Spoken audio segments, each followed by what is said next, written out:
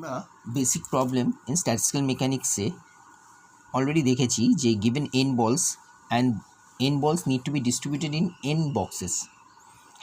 In how many ways that can be done?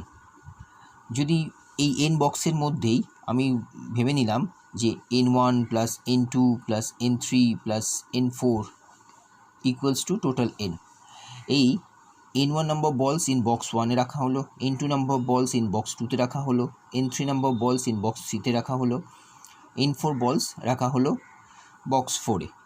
তাই বলছে যে what is the probability of having such a distribution, এই ডিস্ট্রিবিউশনটা থাকার কত রকমের প্রবাবিলিটি আছে। তো এইটা একটা স্পেসিফিক প্রবলেম দিয়ে দেখানো হয়েছিল বা দেখানো যেতে পারে 4 boxes and 11 balls. So that the following distribution আমাদের বার করতে হবে যে এই ডিস্ট্রিবিউশনটার কতগুলো ওয়েজ আছে, number of ways of this type of distribution. যে 11টা বলতো, তাহলে ফার্স্ট বক্সে 3টে, সেকেন্ড বক্সে 4টে, থার্ড বক্সে 2টো, ফোর্থ বক্সে 2টো। তাহলে in how many ways they can be done, সেই ডানটা হচ্ছে 11টাকে ডিস্ট্রিবিউট করা হচ্ছে। নাম্বার অফ বলস হচ্ছে 3, 11টার মধ্যে ফার্স্ট বক্সে 3টেকে আমি কীভাবে ডিস্ট্রিবিউট করতে পারি, তাই 11c3। এবার 3টে বলস চলে যাচ্ছে, এই ডিস্ট্রিবিউশনস হয়ে গেছে, তাহলে পড়ে থাকছে 8টা, তাহলে 8c4, তারপরে 4টেরও ডিস্ট্রিবিউশন হয়ে গেছে আর পড়ে আছে 4টে, তাহলে 4c2, তারপরে আরও 2টো পড়ে আছে, তাহলে 2c2। নেক্সট হচ্ছে number of ways in which one can put 3 balls in box 1, 4 balls in box 2, 2 balls in box 3 and 2 balls in box 4 out of the total 11 balls. সেটাকে আমি এই ফর্মে লিখতে পারি। এই ফর্মে লিখলে এই ম্যাথমেটিক্যাল ফর্মে আমি রিডিউস করে যাচ্ছি, করতে করতে একটা নোট বলা হচ্ছে যে 0 factorial equals to 1, 0 factorial equals to 1 করলে আমি এই ফরম্যাটটা পাই। নাম্বার অফ ওয়েজ বলস হচ্ছে 11 ফ্যাক্টোরিয়াল, মানে এই 8 ফ্যাক্টোরিয়াল 8 ফ্যাক্টোরিয়াল কেটে যাচ্ছে, 4 ফ্যাক্টোরিয়াল 4 ফ্যাক্টোরিয়াল কেটে যাচ্ছে, করে এই ফরম্যাটটা পাই। এই ফরম্যাটটার থেকে আমরা দেখতে পারি যে number of ways of putting n balls in n boxes, তার জেনারেল ফর্মুলা হচ্ছে n factorial divided by n1 n1 factorial n2 factorial, it keeps on going. আর যদি প্রবাবিলিটি বের করতে চাই, প্রবাবিলিটি বের করতে গেলে আমাকে টোটাল নাম্বার অফ মাইক্রো স্টেটসটা দেখতে হবে। Total number of micro states কত হতে পারে, যেমন আমরা যদি ডাইসের দেখেছিলাম যে যদি একটা ডাইস থাকে তাহলে তার 2টো স্টেট টোটাল ওয়েজ, যদি 2টো থাকে 2 টু দি পাওয়ার 2 তাহলে 4টে, যদি 3টে থাকে 2 টু দি পাওয়ার 3 8টা। এটা হচ্ছে কয়েনের বলা হলো। ডাইসের ক্ষেত্রে 6 টু দি পাওয়ার 1 হচ্ছে 6 টু দি পাওয়ার 2 হচ্ছে 36। ঠিক এখানেও কতগুলো বলস আর কতগুলো স্টেটস এক্সিস্ট করছে, 4টে স্টেটসের মধ্যে 11 বলস, মানে এখানে যেমন ডাইসের থাকছে 6টা, কয়েনের থাকছে 2টো, এখানে হচ্ছে 4টে। এই 4টে 11 বলসেরই এই 4টে স্টেটই অ্যাভেলেবেল, তার জন্য এটা 4 টু দি পাওয়ার 11 এতগুলো মাইক্রো স্টেটস। তাহলে probability of this distribution, this particular distribution divided by the total number of ways আমরা যদি করি তাহলে আমরা probability পাই। এবং এইটাকে বলা হয় এই 1/4, এটাকে বলা হয় প্রায়োরি probability, মানে অল পসিবল ইকুয়ালি পসিবল, মানে যে কোনো বক্সেই এক একটা বল যেতে পারে, প্রায়োরি probability। আমরা এইবার ডিস্ট্রিবিউশনের মধ্যে আর একটা পার্ট নিয়ে আসবো, সেটা হচ্ছে ডিজেনারেসি। এই ডিজেনারেসিটা বোঝার জন্য আমরা নাম্বার অফ ওয়েজের ডিস্ট্রিবিউশন দেখে নিয়েছি, সেটা হচ্ছে w equals to n factorial divided by n1 n2 n3 n4, এই ফ্যাক্টোরিয়ালগুলো আমি দেখে নিয়েছি। এরপর বলা হচ্ছে যে ভাবা হোক যে সিস্টেমে n 100 পার্টিকেলস আছে, 100 পার্টিকেলস আছে। এই 100 পার্টিকেলসের মধ্যে ডিস্ট্রিবিউশনটা 4টে বক্সের মধ্যে ফার্স্ট বক্স n1, এই বক্সটার মধ্যে 25 পার্টিকেলস।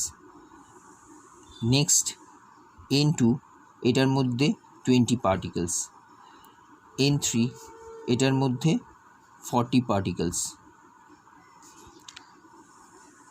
N4 এটার মধ্যে 40 60 85 15টা পার্টিকেলস। এই পার্টিকেলসগুলো আছে। এবার এইটাকেই আমি অ্যালজেব্রিক ওয়েতে লিখতে পারি এন এস। এস এখানে 1 হতে পারে, 2 হতে পারে, 3 হতে পারে, জেনারেল টার্মসে লেখা হলো। এবার এই পার্টিকেলসগুলো যেমন একটা ঘর থাকে, ঘরের মধ্যে অনেক রুম থাকে, ভাবা হোক 25 পার্টিকেলস বা 25 persons are distributed in this rooms. তারা সবাই এসছে একটা হোস্টেলের রুম হাউসে। সেই হোস্টেলের হাউসটাতে কতগুলো রুম আছে ভাবা হলো এখানে 10টা রুম আছে, 10টা। তাহলে এই 25 জন এই 10টা রুমে ডিস্ট্রিবিউটেড হতে পারে যে কোনো।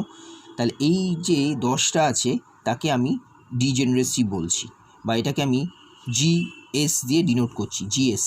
এখানে G1 হচ্ছে 10, এখানে G2 হতে পারে 2টো আছে ডিজেনারেসি, এখানে G3 ধরে নিই 5টা আছে, এখানে G4 ধরে নিই 3টে আছে।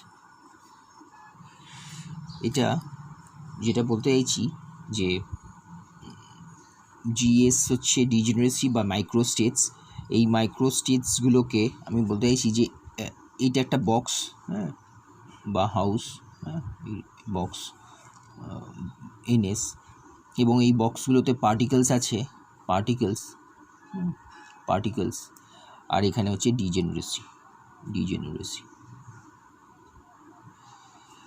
বক্স 1 সেখানে নাম্বার অফ পার্টিকেলস হচ্ছে N1 যেটা 25 এবং তার ডিজেনারেসি হচ্ছে G1।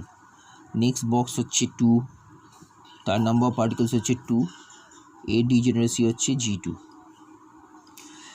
তার মানে এইখানেও লিখে রাখা যাক G3 R N4 equals to G4। এইটা ডিস্ট্রিবিউশন বা হাউ মেনি ওয়েজ এই ডিস্ট্রিবিউশনসটা হতে পারে। এটা ম্যাক্রো বক্সের ডিস্ট্রিবিউশন হয়ে গেছে, কিন্তু এবার মাইক্রো স্টেজ যখন চলে আসছে তখন কিভাবে এই ডিস্ট্রিবিউশনটা ইনক্লুডেড হবে। এই ডিস্ট্রিবিউশনটা ইনক্লুডেড করার জন্য আমাদের যে আইডিয়াটাকে ইনক্লুড করতে হবে সেটা হচ্ছে যে পার্টিকেলসগুলো ইনডিস্টিংগুইশেবল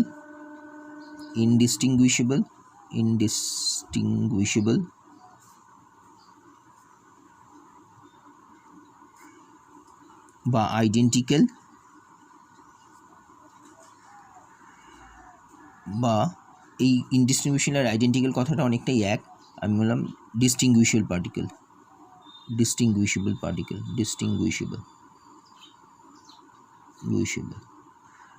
মানে যেমন A B B C C D এগুলো ডিস্টিংগুইশেবল।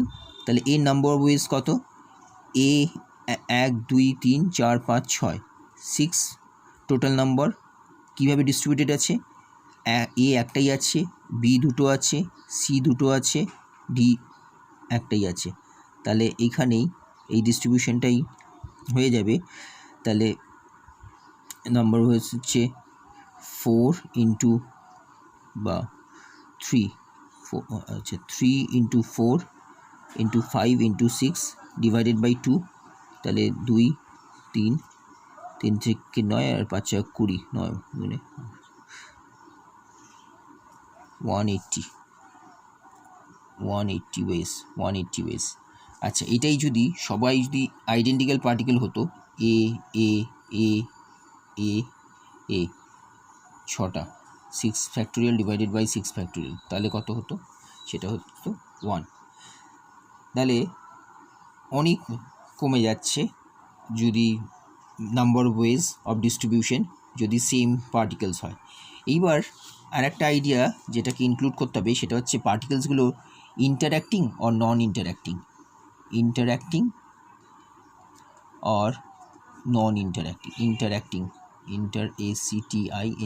interacting and non interacting. Non interacting particles. এই আইডিয়াটাও ইম্পর্টেন্ট।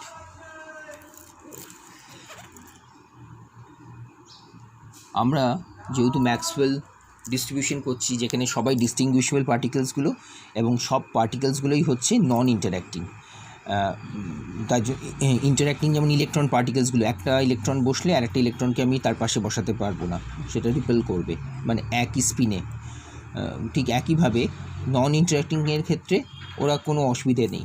তাহলে এইখানে আমরা এই প্রবলেমটাতে চলে আসি, সেটা হচ্ছে N1, যেখানে 25 পার্টিকেলস বা 25%, যেখানে 10টা G1 = 10, ডিজেনারেসি 10 হয়ে আছে। তাহলে এখানে এই পার্টিকেলসগুলো ফার্স্ট পার্টিকেল একটা পার্টিকেল মানে একটা পার্সেন্ট, সে যখন রুমে ঢুকবে তখন তার কাছে 10টা রুমই অ্যাভেলেবেল, যে কোনো রুমে সে থাকতে পারে। তাহলে পার্টিকেল 1 বা ফার্স্ট পার্টিকেলের কাছে অল G1s আর অ্যাভেলেবেল।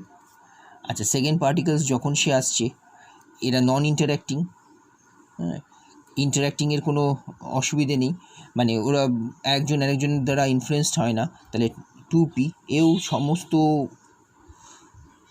ডিজেনারেসি স্টেটসগুলোকে সে অ্যাভেল করতে পারবে। G1 থার্ড পার্টিকেল, সেও করতে পারবে অল দ্য স্টেটস। তাহলে এক কথায় এই করতে করতে যে 25th নাম্বার পার্টিকেলস যেটা আছে, সেই পার্টিকেলসটাও G1 স্টেটসকেই অ্যাভেল করতে পারবে। তাহলে একভাবে খুব জেনারেল টার্মসে আমরা লিখতে পারি, ফার্স্ট পার্টিকেলও পাচ্ছে, সেকেন্ড পার্টিকেলও পাচ্ছে, সবাই যখন পাচ্ছে, তাহলে একটা পার্টিকেলের যদি G1 হয়, দুটো পার্টিকেল হলে G1⁻²² হয়। ঠিক একইভাবে এখানে আমি GS⁻NS এই ডিজেনারেসিটা ইনক্লুড করব। একইভাবে যেমন এই বক্সের জন্য হলো, নেক্সট বক্সের জন্যও তাই হবে। ইন্টু G2 ক্ষেত্রে এখানে G1 × N1, এখানে হবে G2 × N2 for box 2। Box 3 ক্ষেত্রে G3 × N3। তাহলে এই ডিস্ট্রিবিউশনটাই total number of ways W = N factorial আর প্রোডাক্ট অফ I না, এখানে S লিখেছিলাম, S = 1 to 4 হচ্ছে NS ফ্যাক্টোরিয়াল ইন্টু GS, এটাও প্রোডাক্ট করে লিখলে ⁻NS। তাহলে এটাই হয়ে যাবে N factorial S = 1 to 4 GS NS / NS factorial. এটা হচ্ছে নাম্বার অফ ওয়েজ, যত নাম্বার অফ যেখানে ডিজেনারেসিটা ইনক্লুড করা হয়েছে, যত নাম্বার অফ ওয়েজ যে মাইক্রোস্টেট বা ওমস দিয়ে আমরা দেখেছি, যত এটা এত বেশি হয়, আমরা তখন এটাকে একটু মিনিংফুল করার জন্য তখন আমরা এটা লগ মাল্টিপ্লিসিটি এটা করি, এবং এটাকে বলা হয় ডিসঅর্ডার। S = এর একটা ইউনিট দরকার, বোলসম্যান কনস্ট্যান্ট দিয়ে এই ইউনিটটা এক্সটেন্সিভ প্রপার্টি ডিসঅর্ডার। এতগুলো নাম্বার অফ ওয়েজ ইনক্লুডেড হয়।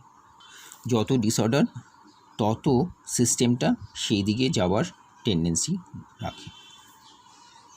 এই ইকুয়েশনের মধ্যে আমরা তারপরে নেক্সট আসি কী কনস্ট্যান্টস বা রেজিস্ট্যান্স, যেমন energy constant, number of particles constants, এইগুলো দিলে তখন এই ডিস্ট্রিবিউশনের রূপটা কী দাঁড়ায় সেটা আমরা ম্যাক্সওয়েল বোলসম্যান ডিস্ট্রিবিউশনস থেকে পাবো। কিন্তু এখানে হচ্ছে যে number of ways of distribution of this arrangement, সেখান থেকে আমরা এনার্জি কনস্ট্যান্ট, যে এনার্জি কনজার্ভড হয় আর নাম্বার অফ পার্টিকেলসও কনস্ট্যান্ট থাকে, সেই কন্ডিশনসকে ইনপুট করে এখান থেকে আমরা ডিস্ট্রিবিউশনটা বার করি।